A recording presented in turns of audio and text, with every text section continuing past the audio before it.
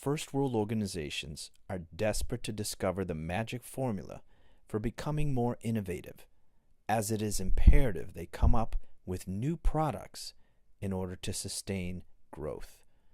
And the growth companies are looking to achieve requires breakthrough innovations, innovations that can improve value by tenfold. In order to achieve this level of innovation, companies need to be highly adaptable. They need to be able to learn fast. And additionally, modern first world workers are looking for more than just a paycheck. They want to grow. They want to make a difference. As a result, the ideal organization is one that can address all those stakeholder needs.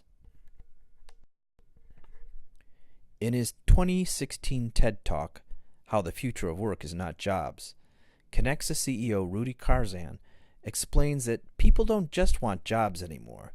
They want the freedom to create meaningful work for themselves, work that they feel is purposeful and significant.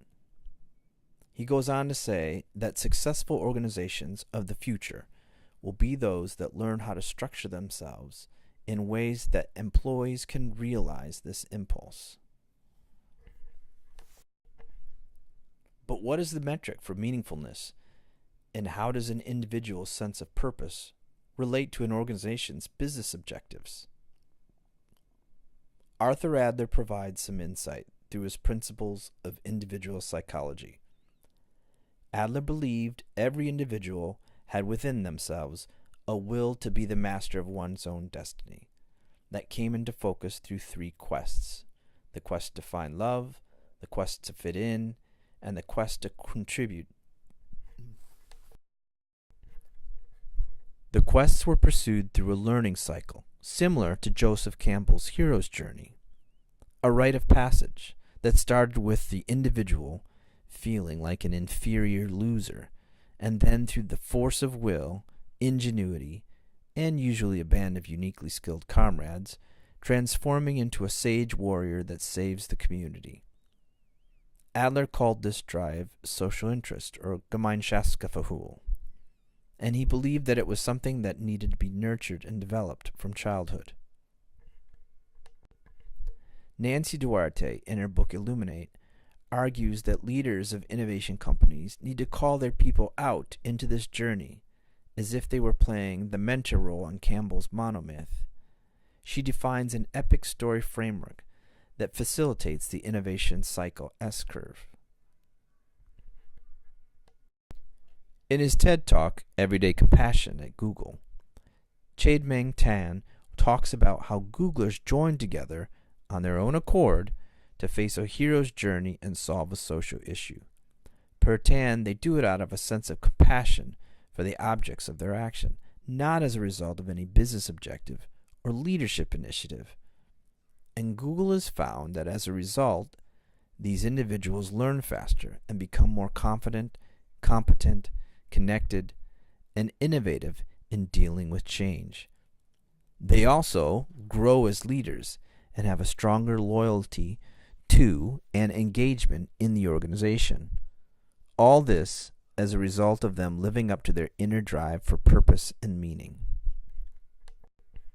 This then provides the model for the ideal high-performance organization, a purpose-driven learning culture where individuals are entrusted with the freedom and autonomy to create meaningful work. Adler and Google leadership would add that meaningful work is always tied to compassion and social interest. So what are the characteristics of this orgotopia, and how are thought leaders talking about it? In a study called Aristotle, Google sought to identify the characteristics of high-performing teams. First, there was a radical foundation of psychological safety. Organization members felt safe to be vulnerable and speak up in front of each other. That trust translated into, two, an expectation of mutual dependability. Organization members could count on each other to go the extra mile and get things done well. Thirdly, there was the clear definition of roles. This allowed for each member's individual Adler cycle to play out. Another key thought leader is Peter M. Sang, the father of organizational learning. In his book, The Fifth Discipline, he describes a similar organization to the one of the Aristotle study, but using 5 different disciplines that support learning culture. The first is systems thinking, which is a way of mapping the system of behavior loops that drive a company. The second discipline is personal mastery, which is the habit of radical openness with colleagues. The third discipline, mental models, is about existing frameworks of assumptions and how to get things done and challenge those assumptions. The fourth, team learning, is similar to the corporate Adler-Campbell hero's journey.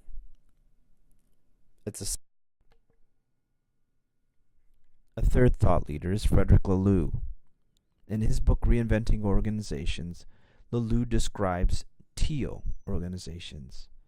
Teal organizations have the guiding principle of purpose for decision making.